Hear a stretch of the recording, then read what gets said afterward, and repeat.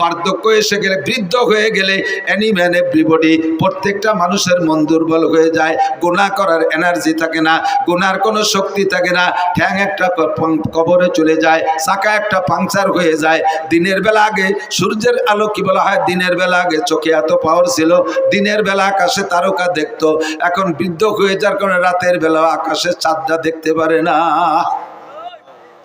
যৌবনকালে লোহা খাইলে পানি হয়ে পিছন দিয়ে বেরিয়ে যাইতো, বৃদ্ধ হয়ে যাওয়ার পরে এখন পানির মতো কোনো খাবার খাইলে, পানি যাও খাইলেও যেমন খায় তেমনই পিছন দিয়ে বেরোয় যায়, পেটে শক্ত হয় না। কথা কোন ঠিক কি ঠিক না? এ হলো যৌবন আর বার্ধক্যের পার্থক্য। কাজেই তোমার যৌবনকালের হিসাবটা একটু দিয়ে যাও। যৌবনকালে যা একবার শোনা হয় তা ভোলে না, আর বৃদ্ধ হয়ে গেলে 50 বার শুনলেও মুখ মনে থাকে না। আন মালিকি মিন আইনা ইকতাসাবা ফিমা আনফাকা। 3 নম্বর প্রশ্নের জবাব না দিয়া একজন ফর্দে বাশারের সামনে বাড়তে পারবে না। 3 নম্বর হলো আন মালিকি মিন আইনা ইকতাসাবা ফিমা আনফাকা। এই কথাগুলো বহুবার শুনেছেন, বহুবার শুনেছেন। জবানের পার্থক্যের কারণে কখনো কখনো কোনো কথা অন্তরের মধ্যে জায়গা পায় বেশি। আমার কথা অন্তরে, আজকের এই কথাগুলো আমি বললে ভিতরে নাও ঢুকতে পারে। হুবহু এই কথাগুলো মুফতি আব্দুল গফফার সাহেব হুজুর, ইসমাতুল্লাহ কাসেম সাহেব হুজুর দামাত বরকাতুহু আলা আলিয়া, উনরা বললে কথাটা আপনার ভিতরে গ্রহণযোগ্যতা বেশি পাইতে পারে। বড় মানুষের কথা বলছে, আবার আমাদের থেকে ছোটরা কথাগুলো শোনায় গেছে, আপনি গুরুত্ব দেন নাই, হয়তোবা আমার মুখের কথাটা আপনার মধ্যে হিট করতে পারে, এই জন্য পুনরাবৃত্তি করি। আল্লাহ বলেন ওয়াযাক্কির ফা ইন্নাদ যিকরা তানফাউল মুমিনিন। একই কথা বারবার বলো, কালকের কথাটা অন্তরে ঢোকে নাই, আজকেরটা অন্তরে ঢুকে বসতে পারে। 3 নম্বর ইমিগ্রেশন, কিয়ামতের ময়দানে 3 নম্বর প্রশ্ন, আন মালিহি, মাল সম্পর্কে জিজ্ঞাসিত হবেন, মাল সম্পর্কে জিজ্ঞাসিত হবেন, কে কোত্থেকে কত টাকা ইনকাম করছো, জবাব দিয়ে যাও। মাল সম্পর্কে 2টি জিজ্ঞাসা, ফিমা আনফাকা মিন আইনা ইকতাসাবা ওয়া ফিমা আনফাকা, মাল কোত্থেকে কামাই করছো বলে যাও, আর কোথায় খরচ করছো বলে যাও। উভয়টাই আমার কাছে বলতে হবে।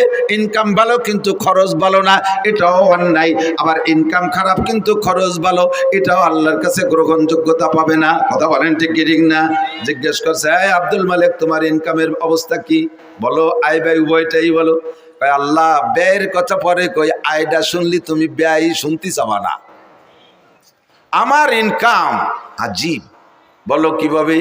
শেষ রাত্রি উঠে তাহাজ্জুদের নামাজ পড়ছি, এরপরে 12 তাসবিহ পালন করছি, দোয়া করছি, মুনাজাত করছি, ফজরের আজান দেশে ঘরে সুন্নাত পড়া সুন্নাত, সুন্নাত ঘরে পড়া সুন্নাত, এবং সূরা কুলিয়া এবং কুলহু দিয়ে পড়া সুন্নাত, এভাবেই সারা জিন্দেগি আমল করছি। ফজরের নামাজ জামাতে পড়া 2.5 ঘন্টা দাওয়াতের মেহনত করছি মহল্লায়। কাজগুলো শুনেন কেমন সুন্দর আব্দুল মালিকের। এরপরে ইশাকের নামাজও পড়ছি, তারপরে বাসায় আইসা আধা পারা কোরআন শরীফ তেলাওয়াত করছি, এরপরে স্ত্রী যা রান্না করছে সুন্নতি তরিকায় বাল বাচ্চা নিয়ে এক দস্তারখানে এক প্লেটে বসে খানা খাইছি। খানা খেয়ে এরপরে রিক্সা ভ্যান খান নিয়ে বেরোইছি। রাস্তায় বেরোনোর পরে যাকে পাইছি, যেই বলছে প্রস্তাব দিয়েছে তাকে উঠেছি, কোনো ভাড়া টাড়া কন্ট্যাক্ট করি নাই। নেমে যাওয়ার পরে খুশি হয়ে যা দিয়েছে তারপর কনাত করেছি। যখনই জোহরের আজান দিয়েছে আর প্যাডেল মারি নাই, যাত্রীদের সাথে কন্ট্যাক্ট করতাম, বাইরে তোমার গন্তব্যে পৌঁছে দেব, তবে আজান হইলে কিন্তু নামাজ না পড়ে আর একটা কদম সামনে বাড়বো না। এমন করে আল্লাহ সারা জিন্দেগি নামাজের মধ্যে কোনো ত্রুটি করি নাই। আজান হইলে আর ভ্যান চালাই নাই। মাগরিবের নামাজ পড়লা পাইলে অ্যাক্টিভ দিছি, না পাইলে বাসায় চলে আসছি। ঈশার নামাজ পড়ে সূরা ওয়াকিয়া পড়ছি, এরপরে সূরা মুলুক পড়লা, এরপরে বাচ্চাদেরকে নিয়ে দস্তারখানে খানা খেয়া আল্লাহ ওযু সহকারে বিছানায় পিঠ দিয়েছি। বলো আল্লাহ, আমার ইনকামের মধ্যে ত্রুটি কোন জায়গায়? আল্লাহকে golden plus thank you, welcome. তাল এদিকে সব তোমার জন্য দরজা খোলা, কিন্তু খরচ করছো কিভাবে এটা একটু সঠিক হয়ে চলে যাও। খরচের ব্যাপারে একটা সমস্যা আছে। ওই শনিবারে ব্যারাকের কিস্তিতে টাকাগুলো দিয়ে দিছি।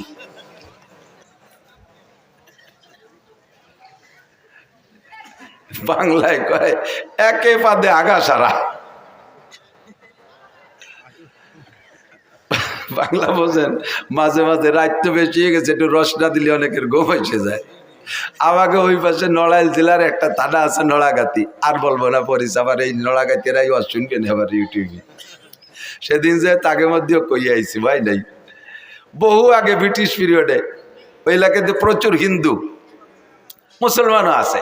তো হিন্দু মুসলমান যুবকরা বিকেলবেলা ওখানে একটা জায়গা আছে, একটা স্পট, বসে বসে খোঁজ গল্প করে, এই খেলাধুলা করে, আনন্দ ফুর্তি করে।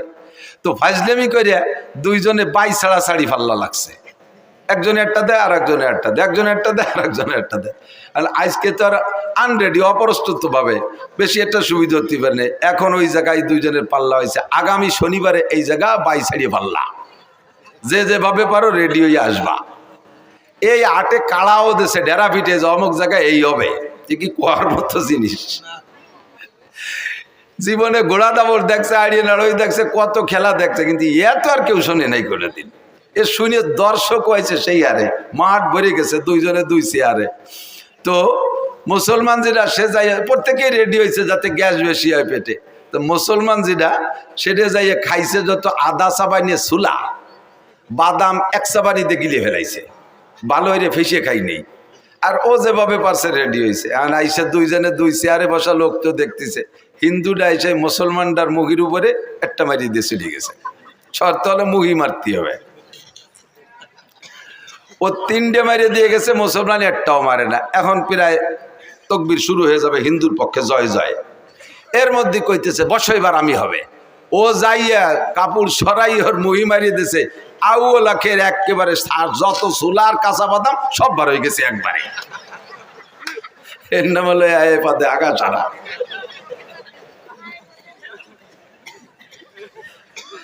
সারা জীবন বইয়া এত দরবেশে ইনকাম করছো, তাহাজ্জুদের টাকা কোনো তা ছাড়ো নাই, গায়ের রক্ত পানি করে ইনকাম করছো, খরচ করছো কোন জায়গায় একটু কইয়ে যাও। কয় আল্লাহ গ্রামীণ ব্যাংকের কিস্তি দিছি, আশার কিস্তিতে সব, এই কথা কইস না, আশার কিস্তিতে দিছি, অমুক জায়গা সুদে দিন টাকাগুলো দিয়ে দিছি। আল্লাহ কয় নো টক বাটুস্কুট, কথা হবে না, পিঠে সালা বান্ধ, তেল মাখাও যাতে বাড়ি স্লিপ করে।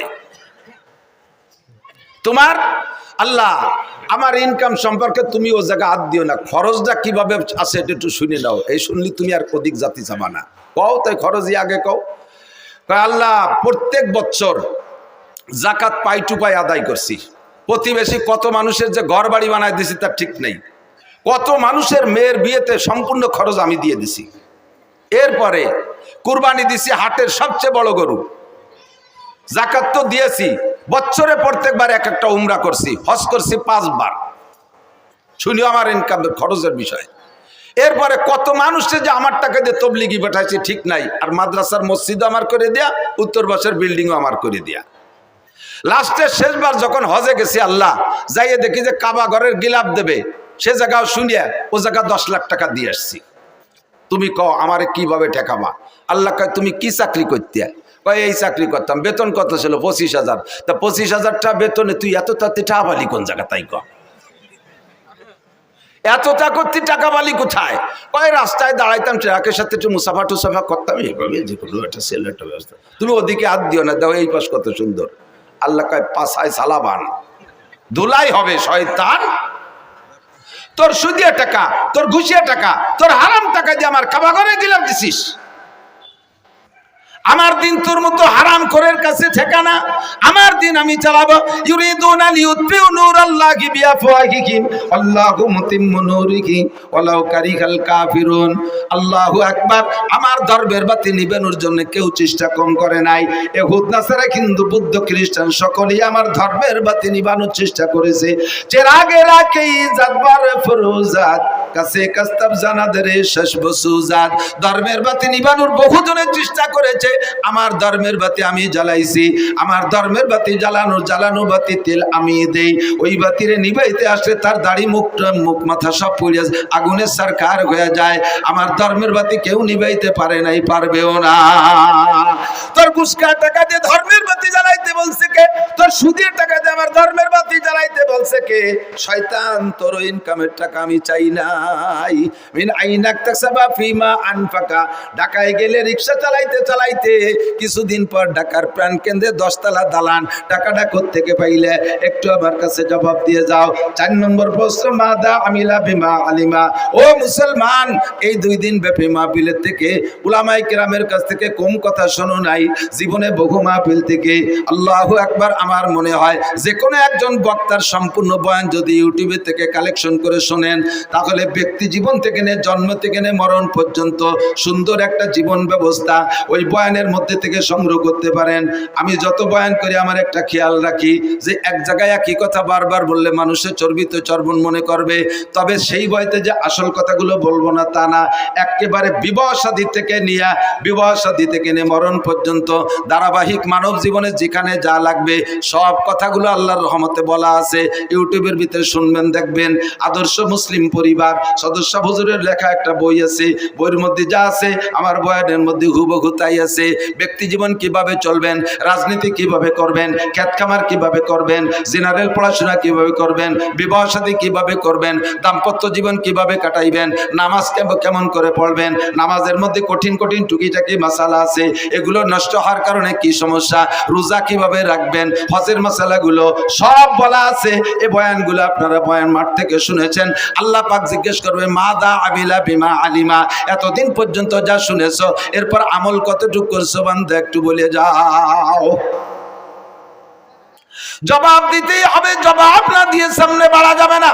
যা বলতে চাইছি, আমার আপনার জিন্দেগিতে যত ইবাদত বন্দেগি করি না কেন, আউয়ালু মা ইউহাসাবু বিহিল আবদু ইয়াউমাল কিয়ামাতিস সালাহ, হাসরের মাঠে সর্বপ্রথম জিজ্ঞাসা হবে নামাজ। একটু জোরে বলেন কি? সবাই বলছেন কি? নামাজ কি? নামাজ সম্পর্কে জিজ্ঞাসিত হব। বলেন নামাজ সম্পর্কে জিজ্ঞাসিত। বলছেন তো সবাই বলছেন তো? আমালাইনিল্লাল বালাগ, শেষ, আমার দায়িত্ব খালাস। কিয়ামতের ময়দানে আপনাকে আল্লাহ জিজ্ঞেস করবে নামাজ পড়িস নাই কেন? আপনি বলে আল্লাহ আমরা কত ভালো মানুষ তুমি জানো না, এই হুজুরকে ডাকিয়ে নিয়েছি মোটা টাকা দিয়ে, এত বড় বড় হুজুর, আল্লাহ মাতু দাঁড় কুমকুমাতু নারকেলা গাছের থোড়, হাওড়ার ব্রিজ, তাল গাছের গোড়া, বাজারের মোড়া, রইসু শায়াতিন, আন্তর্জাতিক গতি সম্পন্ন কত তাই দিয়ে পোস্টার ভরি ফেলাইছে। সেই হুজুররা এসে দুনিয়ার গালগপ পরে চলে গেছে, কোনোদিন নামাজের কথাটা কইনি। যদি একবার কইতো তাহলে নামাজটা ভরি আমিও ছাড়ি। হুজুরকে অ্যাটাক করবেন, আমাকে ধরবেন যে হুজুরা নামাজের কথা বলে নাই। সেদিন আল্লাহ বলবে আমাকে, এ মৌলানা খালি খাইয়ে দিয়ে পয়সা নিয়ে চলে এসেছে নাকি, নামাজের কথা কইস নাই কেন? আমি বলে আল্লাহ অবশ্যই বলছি। তুমি বিশ্বাস না হয় ওর আমলনামা দেখো। এবার আমলনামা খুলে দেখবে, তার ভিতরে অডিও ভিডিও সব আছে। মায়াল ফিজুমিন কাউলিন ইল্লা লাদাইহি রাকিবুন আতীদ, মুখ থেকে যে কথাটা বের করবেন অন্তরে হাজারো খারাপ কুকল্পনা করলে আল্লাহ ফেরেশতাদেরকে আমলনামায় লিখতে দেয় না। মনে মনে বিশাল বিশাল প্ল্যান করছেন, একেবারে ডোনাল্ড ট্রাম্পের মেয়ে বিয়ে করবেন, তারে যে মাথা ফাটায় ফেলে দেবেন, এগুলো মনে মনে কল্পনা করছেন। যতক্ষণ মুখে উচ্চারণ করবেন না ততক্ষণ পর্যন্ত লেখা হবে না। আর যে কথা মুখ দিয়ে বের করবেন সঙ্গে সঙ্গে লেখা হবে। কাজেই আপনি কিয়ামতে আমারে অ্যাটাক করতে পারবেন না। আমি সবাই রেদে বলাই দিছি, মুখ দিয়ে বলে ফেলাইছেন, আপনার আমলনামায় লেখা হয়ে গেছে। কিয়ামতের মাঠে সর্বপ্রথম জিজ্ঞাসা হবে নামাজ। নামাজের প্রশ্নে যে জবাব দিয়ে পার হয়ে যেতে পারবে ওর কোনো জায়গায় কোনো ঠেক হবে না। নামাজের কারণে সব জায়গায় আল্লাহ তারে পার করে দেবে। কেন দেবে? নামাজের কারণে কেন তারে সব জায়গা পার করে দেবে? আল্লাহ পাক বলেন নামাজ যে ব্যক্তি সঠিকভাবে পড়ে সে কোনো অন্যায় করে না। ইন্নাস সালাতা তানহা আনিল ফাহশাই ওয়াল মুনকার ওয়ালা যিকরুল্লাহি আকবার। নামাজ এমন একটা তাবিজ, নামাজ এমন একটা ক্যাপসুল, নামাজ এমন একটা ইনজেকশন, এই নামাজ এমন একটা টিকা, ওই টিকাটা লাগাইলে আর কোনো রোগ হয় না। দেখবেন মাঝে মাঝে পোলাপানদের টিকা দেয় না, টিকা দেওয়ার অবস্থা মনে আছে নাকি? টিকা দেওয়ার সিস্টেম কি? যে বাড়ি টিকা দেবে ওই বাড়ির সামনে বড় একটা ব্যানার টানায়, আছে না? আগে মাইকিং করে দেয়, অমুক মহিলা মেম্বারের বাড়ি টিকা দেওয়া হবে, অমুক ওয়ার্ড চেয়ারম্যানের বাড়ি টিকা দেওয়া হবে, অমুক মেম্বারের বাড়ি টিকা দেওয়া হবে, এইভাবে মাইকিং করে যায়। এরপরে যেদিন টিকা দেয় দেখবেন সেদিন বাড়ির সামনে একটা হলুদ ব্যানার টানানো থাকে। ওই হলুদ ব্যানারের ভিতরে কি আছে তা কি মনে আছে? দেখবেন হলুদ ব্যানারের মধ্যে গোল একটা বৃত্ত আছে। বৃত্তের মাঝখানে ছোট্ট একটা বাচ্চার ছবি আছে। এবার ওই বৃত্ত ভেদ করে দেখবেন 5টা অথবা 6টা তীর আছে না? সব মিলে তর্জমা কি? এই ব্যানারটা হলো দুনিয়া, আর মাঝখানে যে গোল বৃত্ত এইটাই বাচ্চার হায়াতের এরিয়া। এরিয়া, এই হায়াতের এরিয়া সীমানা ভেদ কইরা এই দুনিয়ার থেকে 6টা রোগ আছে ওর দিকে যাইতেছে। জন্ডিস আছে একটা রোগ, যদি ওর মধ্যে ঢোকে, এরপরে পোলিও একটা রোগ আছে, যদি ওর মধ্যে ঢোকে, হায়াতের বৃত্ত ভেদ কইরা একবার ঢুকে পড়লে দুনিয়ার কোনো ডাক্তার ডাইতার চিকিৎসা করা ওর মরণ অনিবার্য। ক্যান্সারের একটা জার্ম আছে, এইটা যদি ওর মধ্যে ঢোকে তাহলে ওর মরণ অনিবার্য। এই 6টা রোগ মানে 6টা তীর মানে 6টা রোগ। এবার হায়াতের বৃত্ত ভেদ করে বাচ্চার দিকে 6টা তীরে 6টা রোগে আক্রমণ করতেছে। এবার ডাক্তাররা গবেষণা করে দেখছে এই রোগগুলো যদি দেহের মধ্যে ঢুকে যায় তাহলে আর চিকিৎসা হবে না, কাজে এই রোগের আগে প্রতিরোধ করতে হবে। এই প্রতিরোধের জন্য একটা টিকা তৈরি করছে, যেই টিকাটা নিয়মতান্ত্রিক ভাবে কয়েক মাস যাবত দিলে ওই 6টা রোগ তার মধ্যে ঢুকতে পারে না, 6টা রোগ ঢুকতে পারে না। সেম কোয়ালিটি এই দুনিয়া, বিশাল দুনিয়া, এর ভিতরে থেকে আমার দিকে আমার হায়াতের একটা এরিয়া আছে, হায়াতের এরিয়া বাউন্ডারি ভেদ করে আমার দিকে রোগগুলো ঢোকার চেষ্টা করতেছে 6 দিক দিয়া। জোরে বলেন কয় দিক দিয়া? 6 দিক দিয়ে। ব্যক্তি জীবন, পারিবারিক জীবন, সামাজিক জীবন, অর্থনৈতিক জীবন, রাজনৈতিক জীবন, আন্তর্জাতিক জীবন। ব্যক্তি জীবন দিয়ে রোগ, পারিবারিক জীবনের রোগ, সামাজিক জীবনের রোগ, অর্থনৈতিক জীবনের রোগ, রাজনৈতিক জীবনের রোগ, আন্তর্জাতিক জীবনের রোগ। এই 6টা রোগ আমার দিকে ঢোকার চেষ্টা করে। এই 6টা রোগ যদি ঢোকে তারপরে হাজার হাজার রোগ ভিতরে তৈরি হয়, হাজার হাজার রোগ তৈরি হয়। এবার এই 6টা জীবনের রোগকে ঠেকানোর জন্য আল্লাহ পাক একটা টিকার ব্যবস্থা করেছেন। ওই টিকাটার নামই হলো নামাজ। আল্লাহ বলেন আকিমিস সালাতা তারাফাইন নাহারি ওয়া যুলাফাম মিনাল লাইল ইন্নাল হাসানাতি ইউযহিবনাস সাইয়্যাত যালিকা যিকরা লিয-যাকিরিন উতলু মা উহিয়া ইলাইকা মিনাল কিতাব ওয়া আকিমিস সালাহ ইন্নাস সালাতা তানহা আনিল ফাহশাই ওয়াল মুনকার ওয়া লাযিকরুল্লাহি আকবার। আল্লাহর কসম, আল্লাহর কসম, তার 99 নামের কসম, তার ইসমে জাতের কসম দিয়ে বলি, যদি কোনো ব্যক্তি সঠিকভাবে নামাজ পড়ে, অরিজিনালি কোনো ব্যক্তি যদি নিয়মতান্ত্রিকভাবে নামাজ পড়ে, ওই নামাজি ব্যক্তিকে নামাজে তারে ঘুষের থেকে ফিরাইতে বাধ্য হয়, সুদের থেকে ফিরায় তারে, জিনার থেকে ফিরায় থাকে, মদের থেকে ফিরায় থাকে, গাজার থেকে ফিরায় থাকে, বেপর্দা থেকে ফিরায়, আইলঠেলার থেকে ফিরায়, জাল দলিল থেকে ফিরায়, মিথ্যা সাক্ষী থেকে ফিরায়, মিথ্যা মামলা থেকে ফিরায়, মাপে কম দেওয়ার থেকে ফিরায়, মাপে বেশি আনার থেকে ফিরায়, মালে ভেজাল দেওয়ার থেকে ফিরায়, ফরমালিন মিশনের থেকে ফিরায়, দুধে পানির দিকে দেওয়ার থেকে ফিরায়, আরে মুখের গুনার থেকে ফিরায়, অকথ্য ভাষায় গালাগালি করতে দেয় না, কুদৃষ্টির থেকে ফিরায়, কান্দে খারাপ জায়গা থেকে ফিরায়, হাতরে খারাপ জায়গা থেকে ফিরায়, শরম রাগে শরম কাকে অবৈধ জায়গা থেকে ফিরায়, পা দুটোকে হারাম জায়গা যাওয়ার থেকে ফিরায়। যত অন্যায় আছে সমস্ত অন্যায় থেকে এই ফিরানোর মাত্র একটা তাবিজের নাম হলো নামাজ। এই নামাজ হলো ফরজ নামাজ। একটু জোরে বলেন কি নামাজ? এক ওয়াক্ত ফজরের 2 রাকাত ফরজ নামাজের দাম, ফজরের 2 রাকাত ফরজ নামাজের দাম কত? সারা জীবন 60 বছর নফল নামাজ আর নফল রোজা না। যদি কেউ আল্লাহ 60 লক্ষ বছর হায়াত দেয়, 60 লক্ষ বছর নফল নামাজ আর নফল রোজা রাখলে সেই নাকি ফজরের 2 রাকাত নামাজের দাম তার চাইতে বেশি। এবার আমি ওখান থেকে মাসালা বের করছি, এদিক তাকান। একটা মাসালার দাম 60 বছর নফল নামাজ ও রোজার চাইতে বেশি কেন? কারণ নফল তো সারা জীবনের নফলের দাম ফরজের সমান হবে না। আবার বহু মুসলমান আছে যাদের একটা মাসালা না জানা থাকার কারণে, ছোট্ট পিন সাইজের একটা মাসালা না জানা থাকার কারণে জিন্দেগির বহুত ফরজ নামাজ নষ্ট হয়ে গেছে। আমার দিক জিন্দেগির বহুত ফরজ নামাজ নষ্ট হয়ে গেছে। ভেরি ভেরি ইম্পর্টেন্ট একটা মাসালা আপনাদের জন্য আমি সংগ্রহ করছি। এই মাসালাটার দাম আপনি নিজেই জবাব দেবেন। ওই মাসালাটা না হওয়ার কারণে, সঠিক না জানা থাকার কারণে ফরজ নামাজ নষ্ট হয়েছে। আর 2 রাকাত ফরজ নামাজের দাম 60 লক্ষ বছর নফল নামাজের চাইতে বেশি। কথা বলুন ঠিক কি ঠিক না? এবার সেই মাসালাটা কি মাসালা? আপনি ইমামের পিছনে নামাজ পড়েন। আমি তো একটা দাড়ি যখন গজাইছে, নিতান্ত গরিব বাপের ছেলে ছিলাম আমি। এখনো পর্যন্ত আমার আব্বার রেখে যাওয়া যা আছে তার থেকে 1 ইঞ্চি জমিও আমি ভাগে পাইনি। আব্বার ইনকাম থেকে আমি একখান ভাঙ্গা টিন, একখান ফুটো থালও আগে পাইনি। ছোট্ট একটা সংসারের আমরা সন্তান ছিলাম। আমার আব্বা গরিব মানুষ, কৃষক ছিলেন। যা কামাই করছেন কোনো মতে আমাদের খাওয়াই বাঁচাইছে। সোনের একটা ঘর ছিল আমাদের, 2-5 শতাংশ জমির উপরে বাড়ি, ছোট 2 ভাইরে বাড়ি, ঘরটর যা ছিল সব দিয়ে টিয়ে আলাদা বাড়ি করছি, জায়গা কিনে। আমরা বড় 2 ভাই, বাপের কিছু পাইনি। বাপের 1 বস্তা দোয়া পাইছি। ছাত্র বয়সে আব্বা টাকা দিতে পারতেন না, এসে গেলে একটু বলা লাগে। বহুত ছাত্ররা আছে তারা অভাবের কারণে পড়া বাদ দিয়ে চলে যায়। আমি এটা আদৌ বিশ্বাস করি না। আমার আব্বা আমাকে 11-12 বছর মাদ্রাসায় পড়ছি, যা 2-1 পয়সা দিতে পারতেন কষ্ট করে, সম্পূর্ণ 12 বছরের টাকা একত্রিত করলে 100 টাকা হবে না। বিশ্বাস করতে পারবেন না। তাহলে কিভাবে পড়ছি, কিভাবে যে পড়ছি এটা আমিও জানি না। যখন একটা দাড়ি গজাইছে তখন আমি সাবালেগ হয়েছি, এইটা বুঝাইয়া এই দাড়িটা দেখাইয়া মসজিদের ইমামতি নিছি, মসজিদের ইমামতি নিছি। সেই থেকে ইমামতি করতে করতে দাওরা হাদিস পর্যন্ত পাশ করছি আলহামদুলিল্লাহ। তবে আমার ইমামতির কারণে কোনোদিন আমার পড়ার উপরে কোনো প্রভাব পড়ে নাই। মাদ্রাসা থেকে 4 কিলোমিটার দূরে লজিং থাকছি, বড় একটা মধুমতি নদী পার হয়ে ওপার। জিন্দেগিতে 1 ঘন্টার 1 মিনিটও আমি পিছিয়ে পড়ি নাই। ঝড় বৃষ্টি তুফান যাই হোক আমার কোনো ক্লাস মাইন নেই, এবং জীবনেও কোনোদিন ক্লাসে সেকেন্ড হই নেই। তাহলে মনে হচ্ছেন থার্ড হইছি। গহরডাঙ্গা বোর্ডে টাইটেলের বছর আমি ফার্স্ট স্ট্যান্ড করেছি। অনেকে এগুলো ক্রেডিট বললে কিছু মনে করতে পারেন, একটা জিনিস বোঝানোর জন্য বলছি, জাস্ট এই কথাটাই বোঝানোর জন্য যে অভাবের কারণে লেখাপড়া ঠেকে থাকে না। তো সেই থেকে ইমামতি করতে করতে অভিজ্ঞতা আছে যে মুসল্লি ভালো ডকশক দেখলি বাড়ি পাকা মুসল্লি তা না।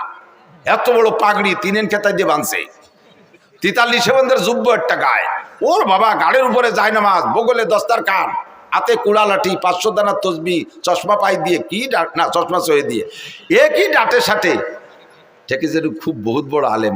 বোমা মারলেও ভিতরে তো একটা বা বেরোয় না, জাল খেয়াও দিলে টালিব বেরোয় না।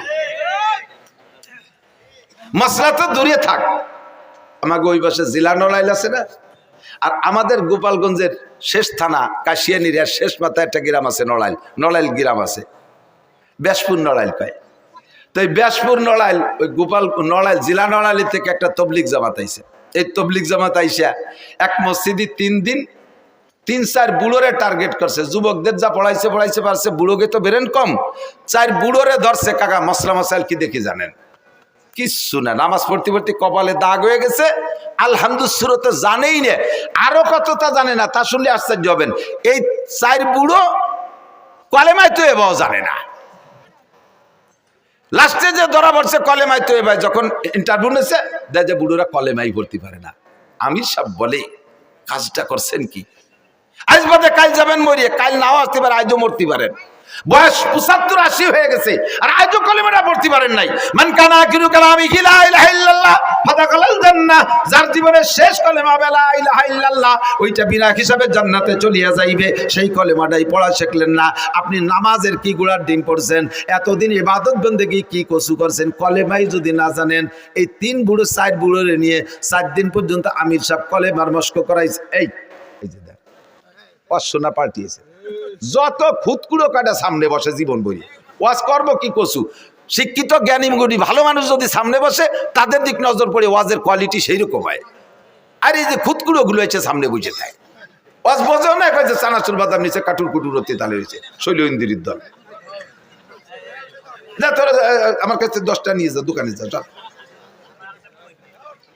আমার দিকে বৈশা 3 দিন পর্যন্ত মসজিদে মস্ক করাইছে কলেমা। শেষের দিন মাহফিল আমার ওই এলাকায়, আমার কাছে এসে রিপোর্ট দিচ্ছে, কয় হুজুর সব মাহফিলে আপনি তবলিগের তশকিল করেন, তবলিগের কথা বলেন, আপনার এলাকায় এটা তবলিগ করেন না। কি সমস্যা কি? এই ঘটনা 4 বুড়ো যে কোনো সময় মরতে পারে, 75 থেকে 80-র মধ্যে বয়স, আজও কলেমাটা ভর্তি পারে না। এই 3 দিন পড়াইছি, তাও ঈশার সময় ইন্টারভিউ নিছি, হয় না। কি কয়? লা ইলাহা মুহাম্মাদুর রাসূলুল্লাহ, লা ইলাহা মুহাম্মাদুর রাসূলুল্লাহ। রাগ হয়ে ধমক দিয়ে, আমি যে কোনো সময় মরতে পারে, আজ কলেমা ঠিক করে ভর্তি পারে, লা ইলাহা মুহাম্মাদুর রাসূলুল্লাহ। মাঝে ঠিক করলে কোথায়?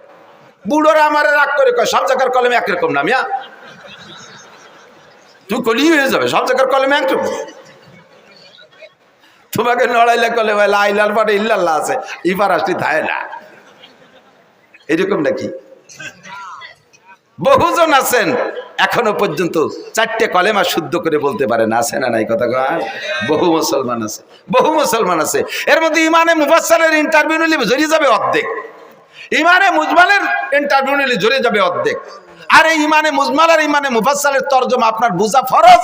বিশ্বাস করার সাথে সাথে বুঝার আগে, বিশ্বাসের আগে বুঝতে হবে, বুঝে তারপরে বিশ্বাস করতে হবে। পারেন না বহু মানুষ, কথা কন নামাজে দাঁড়াইছেন, ইমামের পিছনে জামাতে নামাজ পড়বেন, ইমাম সাহেব আল্লাহু আকবার বলে, যে কথা বলছি ইমামতির অভিজ্ঞতার আলোকে, যে বহু মুসল্লিকে জীবনে এ রিপোর্ট পাইছি, ইমামের পিছনে নামাজ 10 বছর নামাজ পড়ছে, এরপরে এসে কয় হুজুর ইমাম সাহেব যে প্রথমবার আল্লাহু আকবার কয়, ও আল্লাহু আকবারকে আমাকে ক্ষতি হবে নাকি? আমরা তো সময় খালি কানে হাত দেই। আমি যে আমরা মানে কয় যে আমাকে এই মাঝি ভাই, মেয়া ভাই, বড় কাকা, আমরা সবাই ওই ওরি। মুখ বন্ধ। নামাজের ফরজ 13টি, জোরে বলেন কয়টি? তার মধ্যে একটি তাকবীরে তাহরিমা বলা, তাকবীরে তাহরিমা বলা। আপনি যদি একা নামাজ পড়েন সুন্নাত, তা প্রথম তাকবীর বলা ফরজ, নফল পড়লে প্রথম তাকবীর বলা ফরজ, ওয়াজিব পড়লে প্রথম তাকবীর বলা ফরজ, ইমামের পিছনে যদি পড়েন প্রথম তাকবীর মুখে বলা ফরজ।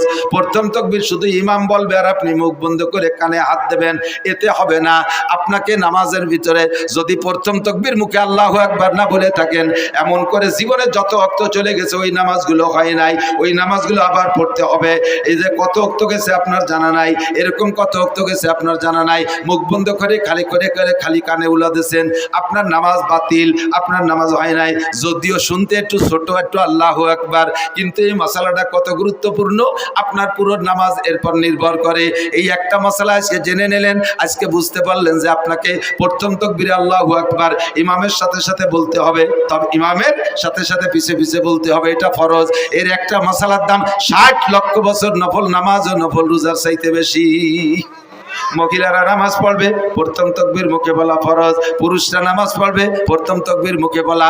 তবে মহিলারা কোনোদিন জামাতে ইমামতি করতে পারবে না, মহিলারা মহিলাদের ইমামতিও করতে পারবে না, মহিলারা ফরজ ওয়াজিব সুন্নাত নফল কোনো নামাজে ইমামতি করতে পারবে না, মহিলারা মসজিদে যে জামাতে নামাজ পড়বে না, মহিলারা নামাজ পড়বে ঘরের ভিতরে। মহিলারা যত নির্জনে নামাজ পড়বে তত তাদের নেকি বেশি, আর পুরুষরা যত ওপেন ফিল্ডে নামাজ পড়বে বড় জামাতে তত তাদের নেকি বেশি।